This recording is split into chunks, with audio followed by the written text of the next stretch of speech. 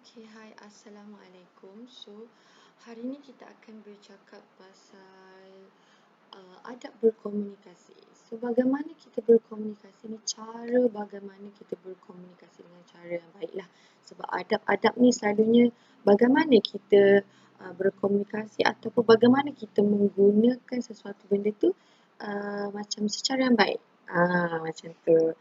So, first time in sebelum kita start segala-galanya, sebelum kita berbincang dan berbahas pasal adab berkomunikasi ni, kita memang sedia maklum lah bahawasanya bila kita berkomunikasi, kita bukan saja berkomunikasi dengan guru-guru ataupun dengan orang sekeliling saja.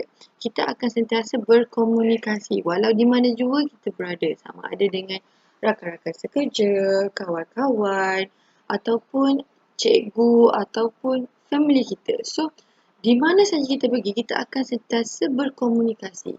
So, mengapa perlu dan pentingnya komunikasi dalam diri kita ni, dalam kehidupan kita ni, nanti kita akan bahaskan. So, yang pertama kali kita akan cakap pasal pengertian adab berkomunikasi.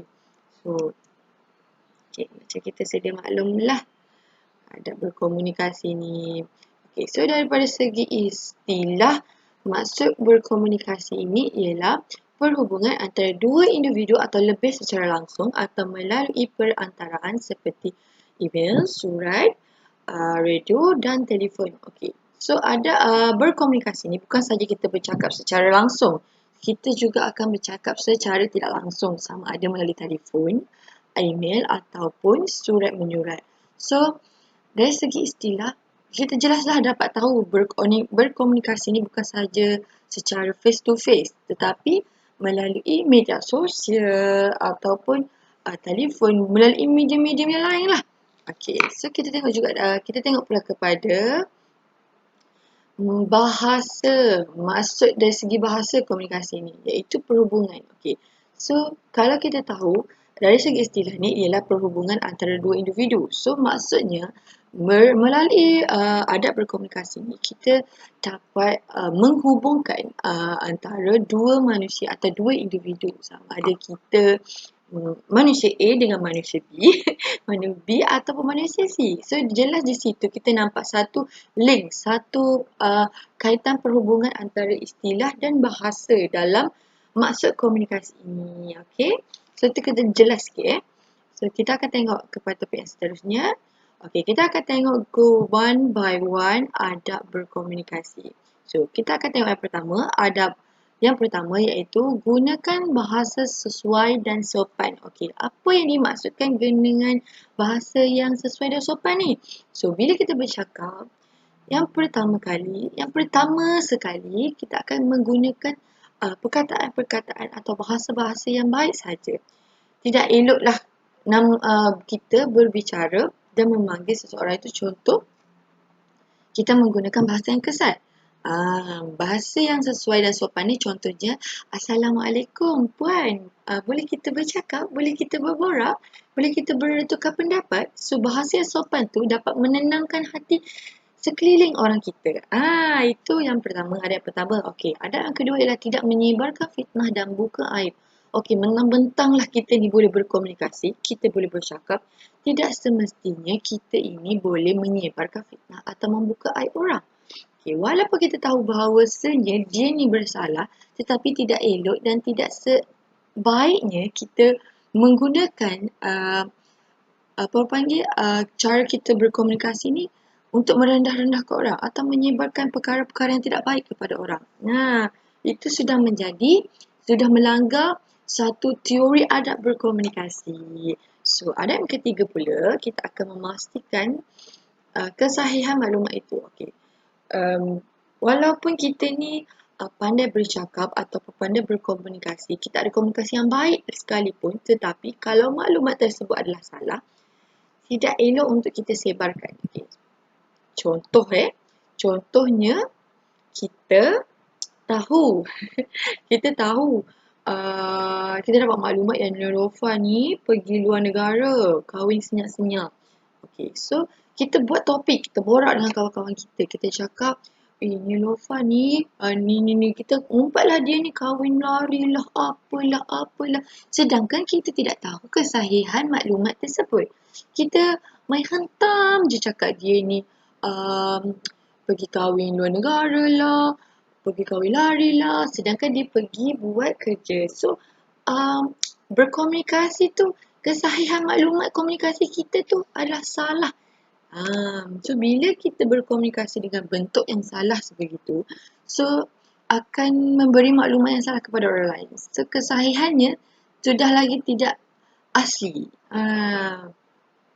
So yang seterusnya lah mestilah sesuai masa dan tempat. Okey, mentang-mentang lah kita ni pandai bercakap, kita ni ada mulut nak bercakap, kita ni suka borak-borak.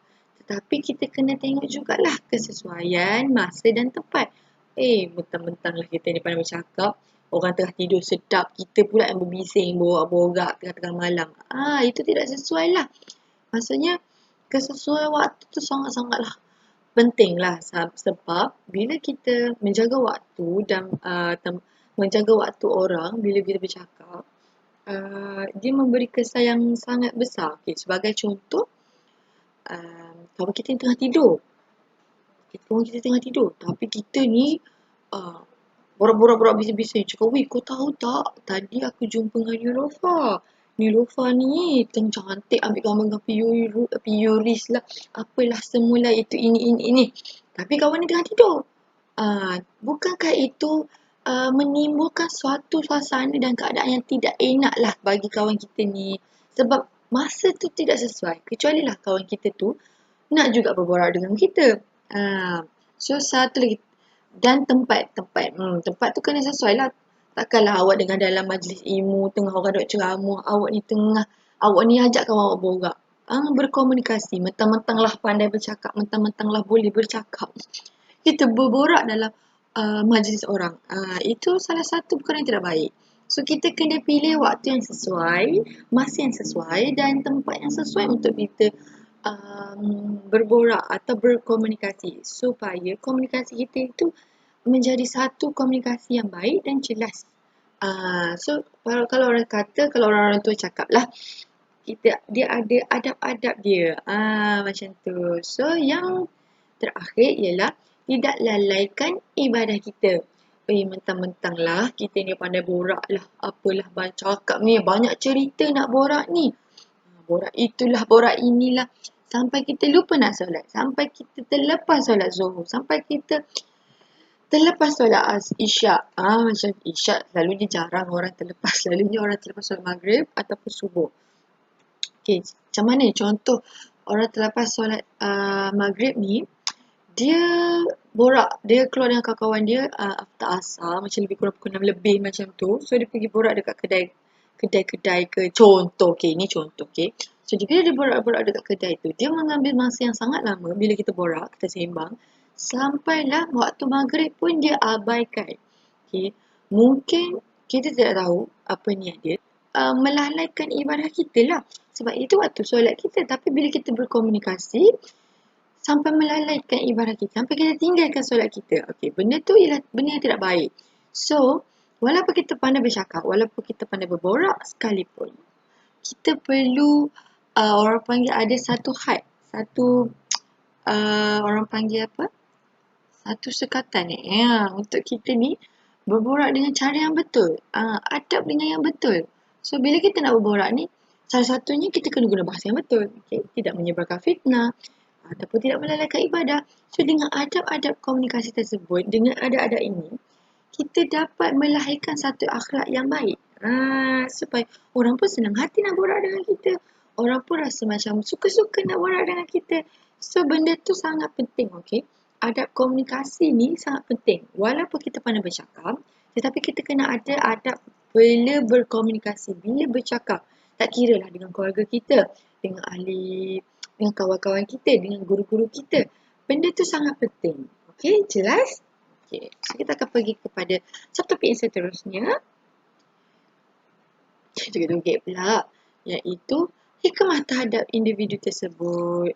Apa yang saya cakap hikmah ni? Yang pertama ialah mendapat keredaan Allah. Okey, mendapat keredaan Allah ni. So, kita akan sambung, kita akan tengok hikmah terhadap individu. Yang pertama ialah mendapat keredaan Allah. So, bila kita bercakap, bila kita berkomunikasi, bila kita menggunakan dengan adab yang betul, dengan cara yang betul, Allah akan suka lah. Sebab kita telah menyenangkan hati orang. Kita bercakap dengan cara yang baik, kita menggunakan waktu yang disediakan dengan betul. So, orang suka dengan kita, orang suka berborak dengan kita, orang suka berkomunikasi dengan kita. Kita menyenangkan hati orang sekeliling. Dan secara tidak langsung, Allah akan suka dengan kita. Segala kerja buat kita, Allah redha. Sebab itulah saya cakap tadi, adab berkomunikasi ni sangat penting. Walaupun kita pandai bercakap, tetapi kalau kita tidak jaga adab kita, benda tu tidak menjadikan seseorang itu pandai berkomunikasi.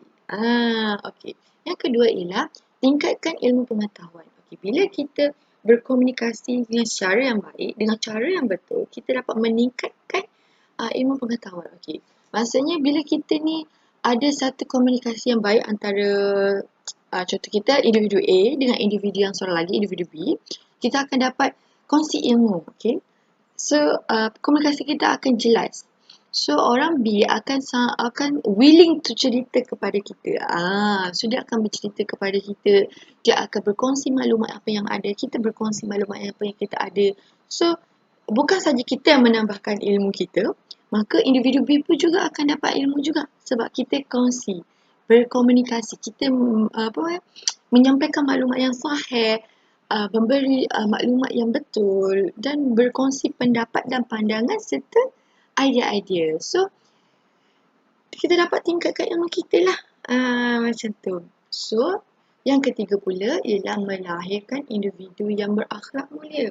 Okey, betul tak saya cakap tadi? Bila kita menggunakan bahasa yang betul, bahasa yang sopan, kita bukan saja dapat memberi satu gambaran yang akhlak yang baik lah kepada orang lain. Contoh kan, individu B tu bila kita bercakap, contoh Siti, awak tahu tak tadi saya pergi kedai, lepas tu dekat kedai tu ada kuih yang best. Saya dapat makan dengan best kuih tu. Sebab kuih tu saya tak pernah jumpa pun. Okey, bila kita menggunakan ayat yang baik, okey, Siti tu panggilan yang baik. Orang suka dengan kita. Walaupun kita tahu dia sebenarnya orang panggil dia gemuk sebab dia gemuk. Tapi kita tak panggil dia gemuk sebab kita panggil Siti. So, komunikasi dan penggunaan bahasa yang betul tu melahirkan individu yang berakhlak mulia. Orang individu B tengok kita, bagus je dia ni. Dia ni ada panggil apa? Tidak suka memanggil-manggil dengan orang dengan panggilan yang tidak baik. So, situ nampak contoh yang baik. Kita ni sebagai satu role model yang baik, akhlak yang baik. Sebab itulah, walaupun kita pandai bercakap, bila kita tidak menjaga adab, maka orang tidak suka. Komunikasi kita akan jadi tidak baik. Komunikasi kita tidak smooth. Orang tidak suka. So, bila komunikasi kita baik, kita bercakap dengan cara yang baik, orang keliling suka, memang secara automatiknya orang akan nampak kita ni individu dan orang yang berakhlak mulia. Ingat tu. Sebab tu saya cakap, walaupun komunikasi kita baik sekalipun, maksudnya kita pandai bercakap depan orang, tetapi kalau kita tidak menjaga adab semasa berkomunikasi, akhlak kita automatically down. Sebab tu saya cakap sekali lagi, adab berkomunikasi ini sangat penting walaupun anda bercakap dengan ahli keluarga anda sendiri. Menjaga hati orang itu sangat perlu, okey? Okey, so sekarang kita akan pergi kepada hikmah yang seterusnya ialah dipandang tinggi oleh masyarakat. Betul tak saya cakap tadi? Bila kita bercakap benda yang baik, komunikasi dengan cara yang baik, tidak marah-marah, tidak suka tekik-tekik orang, menggunakan bahasa-bahasa yang baik, automatically orang sekeliling kita, masyarakat ni orang sekeliling lah. Orang sekeliling kita akan pandang kita tinggi dengan pandangan yang tinggi. Contoh, kita pergi dekat kedai. Kita pergi kat kedai tu, kita cakaplah dengan adik-beradik kita. Kita ambil dengan golongan adik-beradik kita. So, bila kita cakap dengan baik-baik, adik-adik, tolong pergi ambil ni, tolong pergi ambil ni, tolong pergi ambil ni. Benda tu, orang sekeliling kata, bagusnya dia. Dia cakap dengan adik dia baik je. Komunikasi dengan cara yang baik. Dengan guna bahasa yang baik. Adik-adik, Kita pun tak boleh, oh ya dek. Kalau macam tu orang tak suka kan. Orang sekeliling pun tengok, dia ni suka marah-marah. Tak suka kan? Sebab tu benda tu kita perlu elakkan. So yang terakhir ialah dapat menyelesaikan masalah dengan mudah. Betul? Bila kita berkomunikasi dengan cara yang baik, dengan cara yang betul, kita dapat menyelesaikan masalah itu dengan mudah. Tidak memerlukan, orang panggil apa? Tidak memerlukan satu masa yang panjang, tidak memerlukan perdebatan yang panjang, tidak memerlukan salah faham yang panjang sebab kita ada komunikasi yang baik. Kita bercakap dengan baik, okey. Dengan individu, contoh kita ada masalah dengan individu B. Kita cakap dengan individu B. B, sebenarnya masalah ini kita boleh ceritakan. Kita cakap dengan baik-baik. Kalau kita tengking-tengking B, awak rasa B boleh terima tak pendapat kita? Boleh terima tak teguran kita? Confirm tak diterima. Sebab itulah hikmah kalau kita bercakap dengan baik ni terhadap individu, kita akan dapat menyelesaikan masalah dengan mudah dan tidak perlu dipanjang-panjangkan segala masalah yang ada. So, kita akan pergi kepada slide seterusnya, iaitu hikmah terhadap masyarakat. Okay. Yang pertama ialah hidup dalam keadaan yang aman dan harmoni. Dapat bertukar-tukar pandangan, menjauhi salah faham, menimbulkan kemesraan dan mengukuhkan perpaduan. Okey, so melalui keempat hikmah terhadap masyarakat ini, memang jelaslah macam saya terangkan tadilah, hidup dalam keadaan aman. Sebab bila kita bercakap dengan perkara yang baik, benda-benda baik, contoh kita dalam bercakap dengan individu daripada kaum yang lain, budaya lain. So, bila kita bercakap dengan adab dan adab yang betul, cara yang betul, dapat menghidupkan keadaan aman dan harmoni lah. Orang pun tak suka bergaduh-gaduh dengan kita sebab dia tahu bila kita menggunakan bahasa yang baik, kita datang dengan cara yang baik, kita bertanya dengan cara yang baik dan menjawab dengan cara yang baik. So, dia tidak perlu juga meninggi-meninggikan suara sebab dia tahu kita berkomunikasi dengan baik. So, dapat bertukar-tukar pandangan sebab kita tidak macam tak marah-marah macam tu. So, melalui semua tu, kita jelaslah kita dapat tahu bahawasanya penting adab berkomunikasi ini. So, sekarang ni Ustazah akan bagi latih to be untuk tengoklah korang ni faham ke tak adab berkomunikasi ni. So, dekat sini Ustazah akan cakap, padankan sikap berikut dengan adab berkomunikasi yang bersesuaian. Okay? So, ni adab berkomunikasi. Tidak melalaikan ibadah, gunakan bahasa. So, nanti padankan dengan ayat ni. Dengan sikap-sikap ni. Okay? So, kejap lagi. So, bila dah dapat jawab semua ni, saya nak bagi jawapan tu. Okay? So, itu saja kelas kita pada hari ini. Semoga segala apa yang saya sampaikan ini menjadi satu ikutanlah amalan kepada kita semua. Sebab bila kita berkomunikasi dengan cara yang baik, orang sekalian akan suka. Bukan saja keluarga kita, adik-beradik kita, tetapi orang sekeliling, masyarakat sekeliling akan pandang kita dengan baik. Okay? So, saya rasa setakat itu saja pada hari ini. So, Assalamualaikum warahmatullahi wabarakatuh.